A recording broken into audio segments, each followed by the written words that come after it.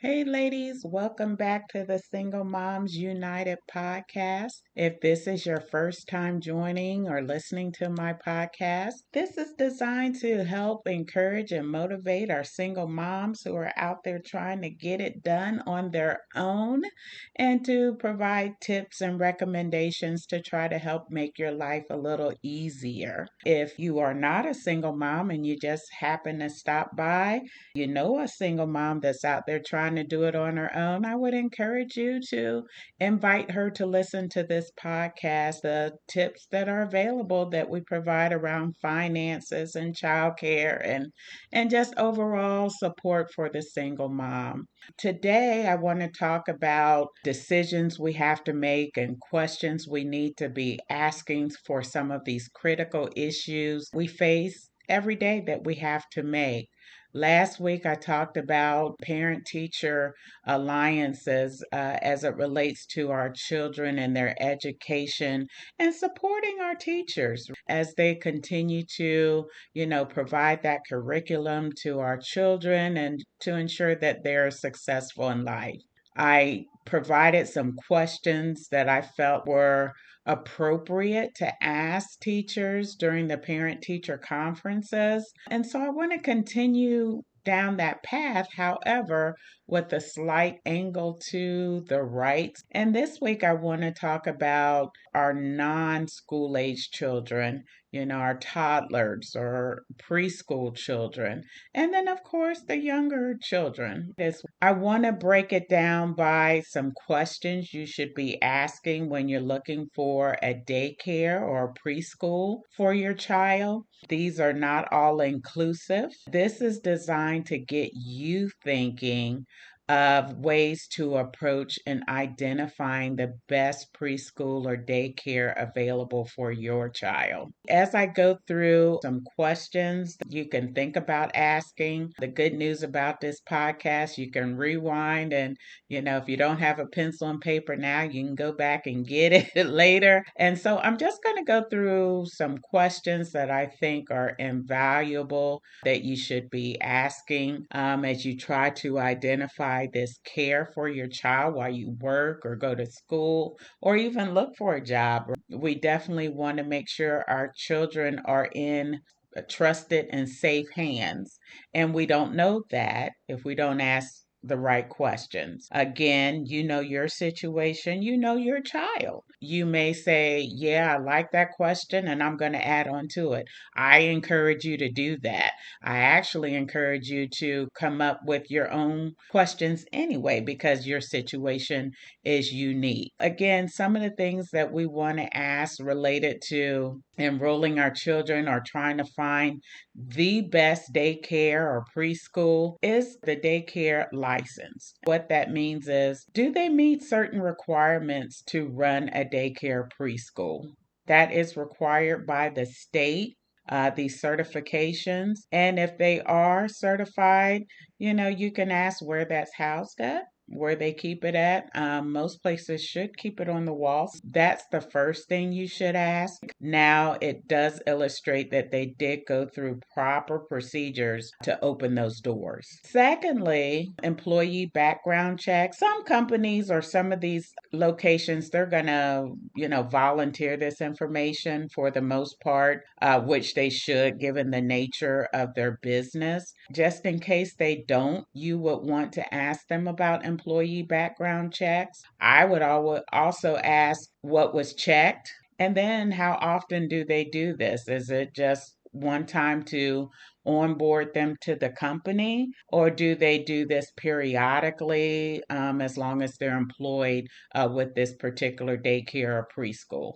Because I could be spotless coming into the organization, but along the way, kind of veered off to the right or to the left and did some things that I wasn't supposed to do that would be looking bad on my record. How do they monitor that? I guess would be the question I would ask the director of the school. And then are they just checking for a felony record? What's all included in this background check? And just make sure you ask those specific questions and get specific answers. You can also visit childcare.gov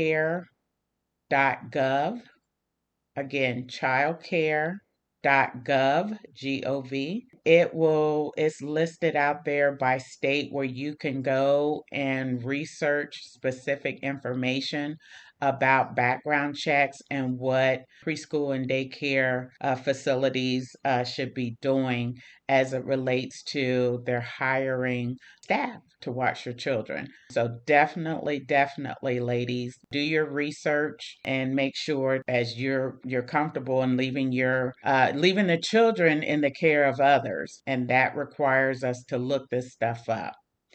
Now, in addition to, you would also want to ask this particular company or preschool or daycare their cancellation policy. How far in advance do you require cancellation notice?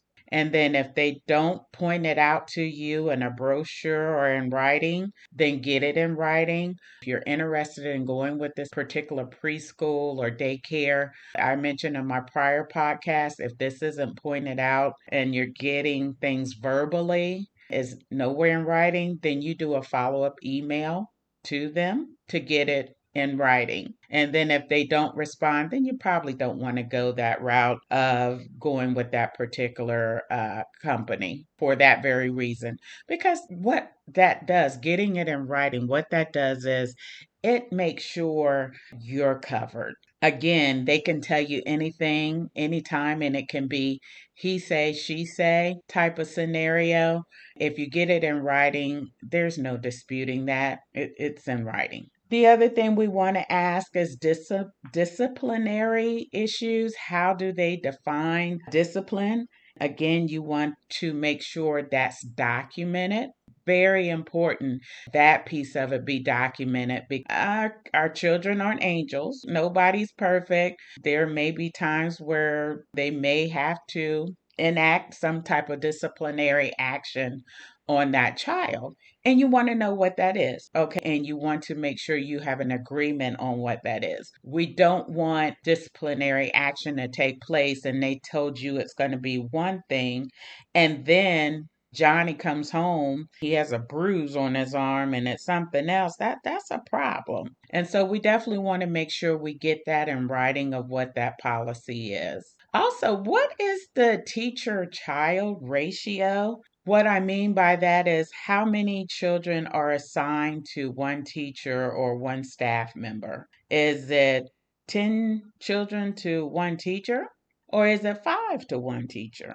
Which is more manageable? So I would ask that if they don't point that out, a good preschool daycare would point that out to you of what teacher child ratio is. Also, again, things happen. You would want to know what type of additional fees are involved. Something happens to your car, it happens to break down. Oh my God, I got a flat tire.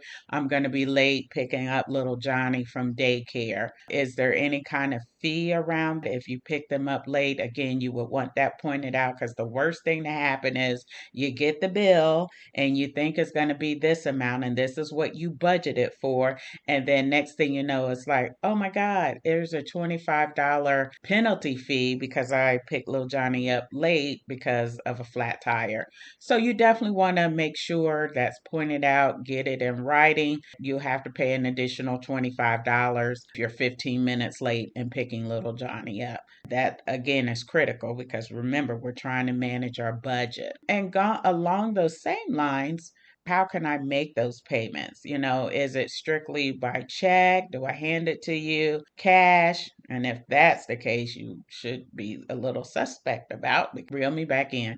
I would recommend you make the online payment where you can go in and pay, because what that does is going to allow an audit trail of your payments that you made to them when they were made. There's no guesswork there. Let's talk about communication. If the child is sick, how soon do they need to be notified? So in other words, little Johnny woke up, he had a headache or he had a stomach ache. He's running a slight fever and he can't make it to school that day. Can I call the morning of and advise you that he won't be in? And then if you agree better he stay at home, how do you get or reallocate those funds set aside for that day? Are they moved to another week? Do you get a refund? How does that work? So these are things you definitely would want to ask as a follow up. Johnny's unable to make it to school that particular day. And then also, what's being taught at the school? Do they have an outline of curriculum that they will go through? Again, I mentioned about learning the alphabet. Half this week, half next week. How does that work? What letters are you working on today? You would want to reinforce that at home. And that's how you present it to the staff there at the preschool or daycare. I want to do my part. I want to, partner with you to make sure little Johnny is getting the information or reinforcing the curriculum that you have reviewed with him over the week, or her.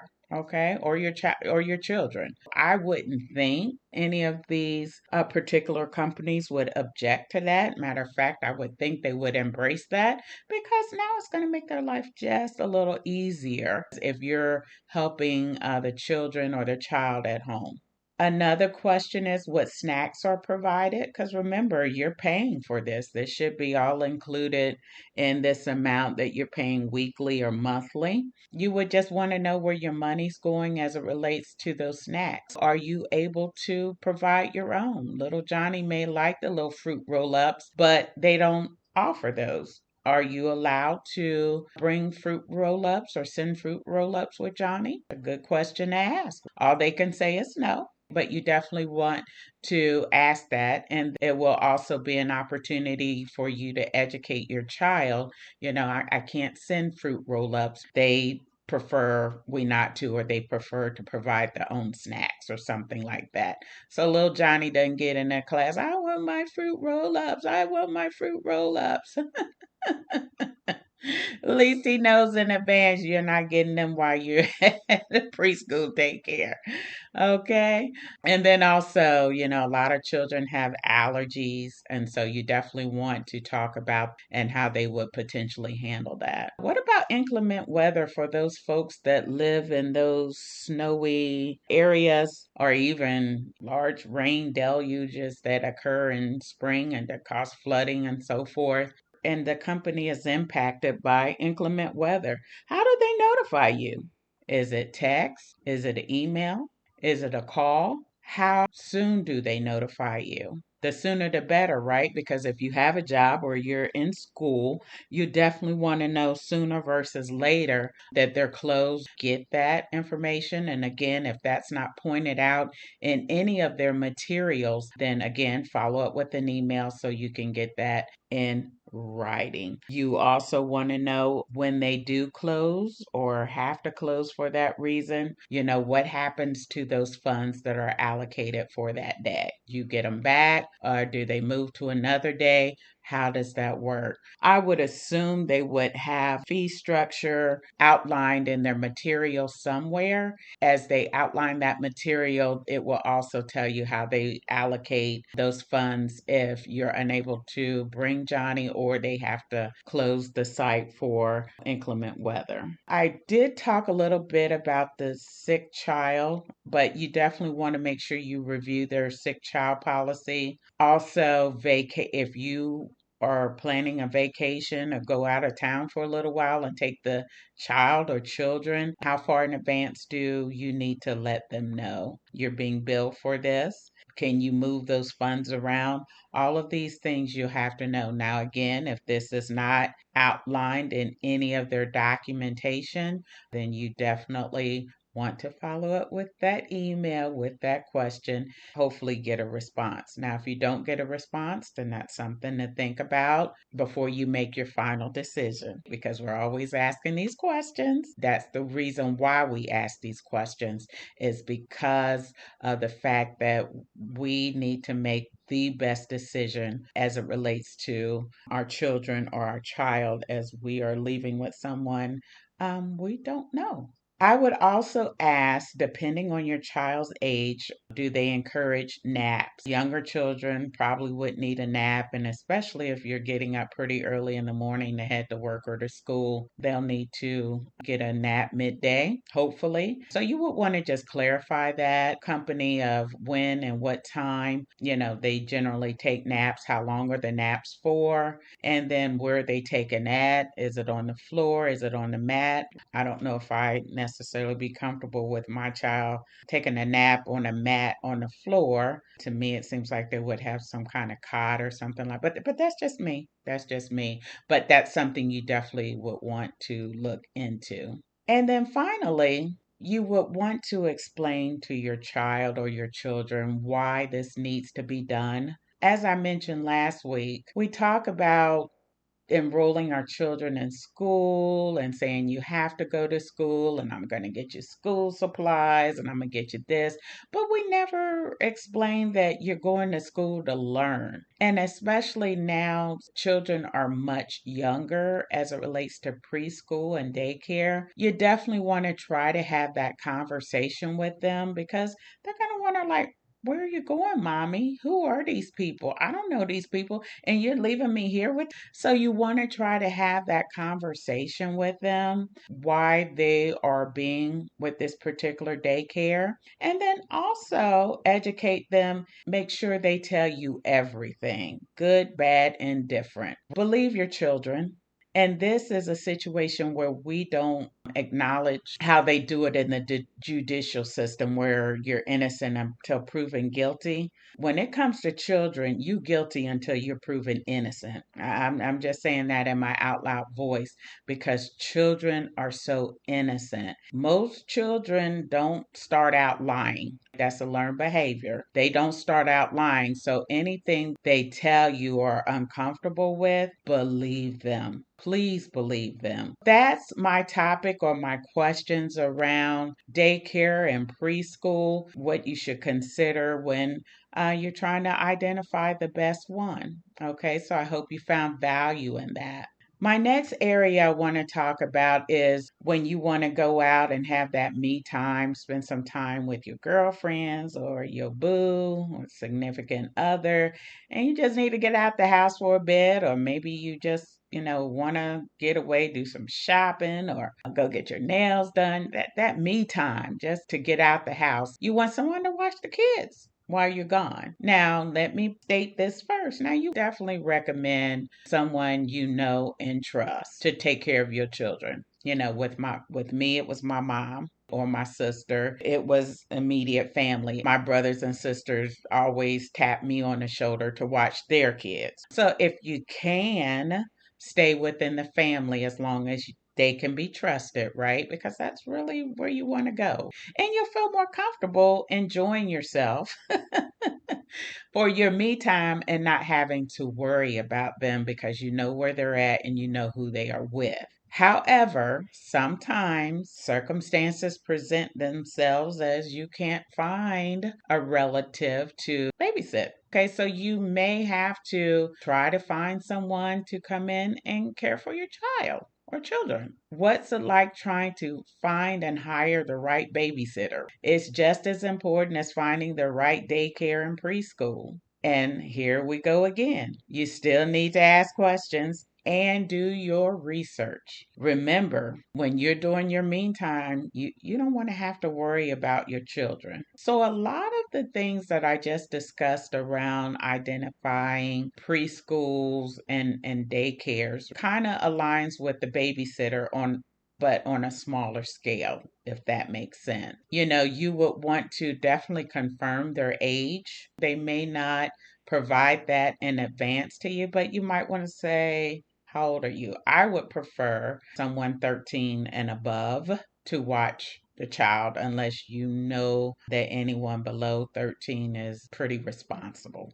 You just confirm the age. And I know you're saying, well, some 13-year-olds are not responsible. More often than not, they are. But either way, you just might want to confirm that child's age. Okay. The other area or question you would want to ask is, have you watched children before or a child before? And then if so, how often? and what were their ages. If your child is a little younger or a little older, you definitely want to make sure that, if they watch children older or younger than your child, you just kind of want to know that because, again, behaviors are a little different. Here's a one that you definitely want to look into. So, unlike childcare.gov for preschool and daycare, you would want to try to check out social media sites for this particular person you want to come in and watch your child. Again, this is for someone you don't know. You've seen them around and they've indicated they would like to watch little Johnny or Susie, and you're like, well, they seem like a good kid, but you still just don't know.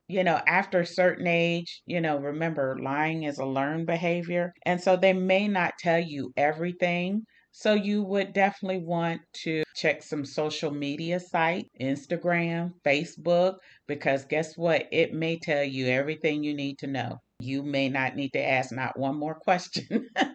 Depending on what you see on their social media sites. It can immediately nip that, put a period at the end of that sentence, and no need to go further.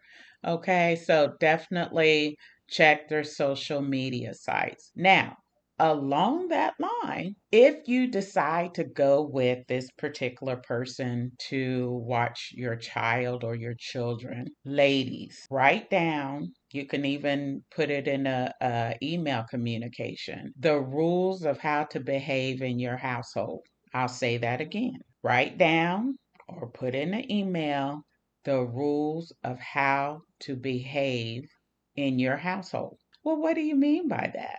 Okay, so with this technology we have today and smartphones and social media and all of that, well, if you're coming in my house, I definitely don't want you taking pictures while you're in my house. I don't want you doing any type of live streaming while you're in my house or anything else like that. And definitely have no one come over. You're not allowed to tell them my address of where you are. Those are the kinds of things that you have to set the expectations for with this babysitter. And not even with just the new ones, but even if you know cousin Marybelle, she's just turned 13 and she has her smartphone. Some of these things you're going to have to establish with her as well, right? We just because she is kinfolk, we don't want to assume she knows that these things should not occur in your household. So you should be developing and writing down rules on how to conduct themselves within your house. Going to help you later on, ladies. Going to minimize any confusion later on when they say, well, I didn't know you didn't mean that I couldn't. No, if you do that up front, it's going to save you some heartache later.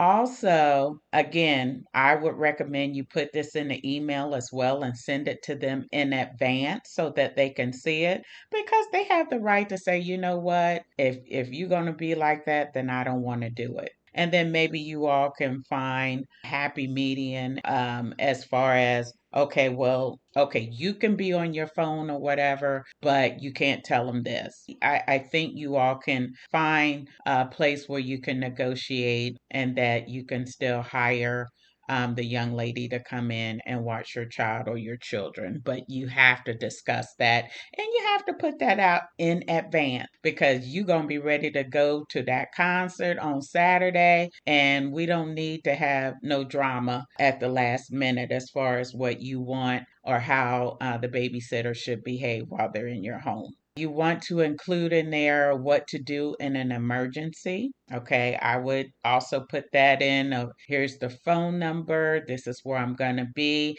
Again, we're in 2022, so the good news is you have your phone with you, and this is how the child will be able to, or excuse me, well, and the child too, and the babysitter can contact you through text. And definitely make sure that is outlined in that as it relates to if there's an emergency. And then I would also put in there kind of spell out the types of emergency, right? So if the child falls and hits his head and it swells up and his eyes are rolling back, call 911 first and then call me because now he or she is an immediate danger.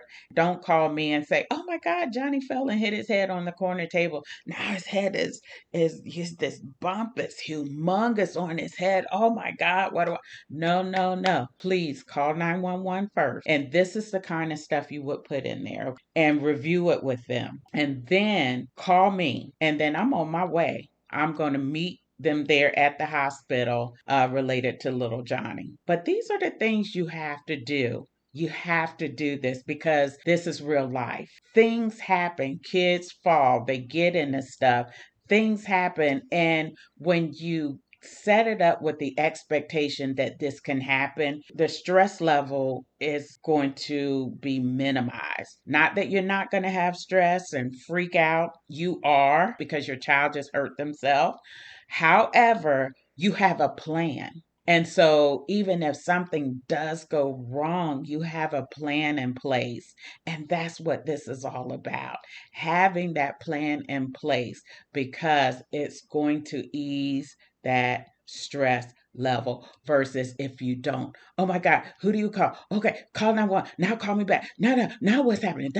No, if you put all of this in a formatted way, then your babysitter will know what to do and how to handle it. Okay. And especially if they're young, they may have never encountered anything like this before. So it is our job or your job to put this in place because they wouldn't ask anything about this. I'm just coming to make a couple of extra dollars because I want to go to the movies or I want to go shopping or I just need some extra money for something. So they don't think about these things. I just need an extra few dollars. So parents, it's up to you to really put this in perspective and go over that with them because it's going to make you feel a lot better that if something does go wrong, there's a plan for how the babysitter should handle that. Pivoting over to payment, I kind of already went that way as being toward to that topic. You should agree in advance of how much you're going to pay the babysitter. How will it be paid? Do they want it in cash? Are they set up for Cash App? And I know a lot of banks and financial institutions have kid debit cards, and maybe your babysitter has a debit card and you can put funds on their debit card. Not sure how that works. But anyway, you all should come to an agreement of how they get paid and how much they get paid. Again, I've already talked about you should have the talk with your child or your children and explain why someone is watching them when you're bringing that babysitter in. And I would also not wait till the day of the event or whatever your plan is to bring that person in. Definitely bring that person in well in advance of your event to see how your child adjust to them versus waiting till the day of. Because if they're kind of like, I don't know, and you see that, then you might have to go back to the drawing board. The moral to the story there is just don't bring someone in just based on a conversation you've had with them and you feel like everything checks out. Definitely allow them to meet your child prior to the actual day that they are babysitting. My own personal experience with my children, I told you that, I was and am heavily in church. The young ladies I would get to watch my children, I knew them. I knew them from church. I knew them from their parents. And again, this was like in the early 90s, mid 90s, I guess. I knew them. That's how I validated who I was bringing to my children. My children knew them as well. So I didn't have to go through a whole lot there. But now we're in a different age. Things are just, it's changing. And so we have to change and adjust based on, where we are in 2022. And then the other thing you would want to set an expectation with is with your children. Just because the young lady is young, they may say, "Oh, I can get over on her." I tell you, kids are smart. They may say, you know what? Yeah, come on in. See you later, mama. I'm getting ready to do what I want to do. She ain't nobody. You need to set the expectation with your child or your children. They are to give the babysitter the utmost respect. Now, I did have that conversation with my child just because I'm not here and just because y'all think she's about your age, it does not give you license to think you can take advantage and do whatever you want to and misbehave. And you educate the babysitter, let me know, and I will definitely handle that. So you have to have that conversation with your kids as well. And then also, if you like her and things work out and you want her to come back, well, she's not coming back if the kids are bad. Okay, she's not coming back. I wouldn't come back. You have to set that expectations with your kids because you're going to get or want more me time. Come on, ladies. You're going to want more me time. And so let's get all of this worked out up front. You know, you can call on Mary Bell for the next time to watch Little Johnny and Little Susie. I would also encourage you to put a nanny cam in your home. Again, that way you can download the app and peek in periodically to see what's going on. We talked about how they contact you if something happens. And then also be specific how long you will be gone. And if the times go over, how you will contact them. We should not leave the babysitter guessing like, where's she at now? I haven't heard from your mom or anything like. You all should come to that agreement in advance. Explain the consequences to both your child or children of their negative actions, as well as the babysitter. What are the consequences of not following your rules? With your children, you definitely want to say, well, if you do this, this is what's going to happen. You're going to be grounded. There's going to be disciplinary actions if you misbehave. If the babysitter doesn't follow the rules that you have set, you can say, hey, I'm not giving you your full pay. You didn't follow the rules that we agreed to. And you can do that. And you might want to set that expectation with her up front. Again, there's no guesswork. You happen to go on her Facebook page and you see her Facebook live and out of your living room. Listen, we just talked about that and you agreed to it. So guess what? I'm deducting this amount from the pay because you didn't hold up your end of the bargain. Ladies, I hope you found this podcast or this episode valuable because this is a part of life, having to find childcare, whether it's through preschool or daycare or through a babysitter. That you found some of these suggestions and questions helpful to get you thinking. Again, it's not a one size fits all. Everybody's situation is different, but at least it gets you to thinking of ways to approach this as you are trying to identify these child care providers for you. Now, generally, I don't tell you what my next podcast is going to be about, but I thought I'd give you a hint this week so that hopefully you will dial in or download the podcast for next week. But I'm going to talk about artificial intelligence and how this helps the single mom. It should be pretty doggone good. So I encourage you, come back, download this podcast, spread the word to other single moms. It's so valuable to at least get them to thinking of what options are available out there and how to approach different scenarios. Again, ladies, thank you so much for your time this week. I apologize for the delay. I've been having some system issues and some other personal issues. Hey, the podcast is up and out. And again, I hope to have a website up soon so that we can start interacting with one another and give me your feedback. I would love to hear if this information has been of value to you and then other suggestions on topics I could talk about. Take care, have a good week, and encourage someone else. Thank you, ladies. Bye.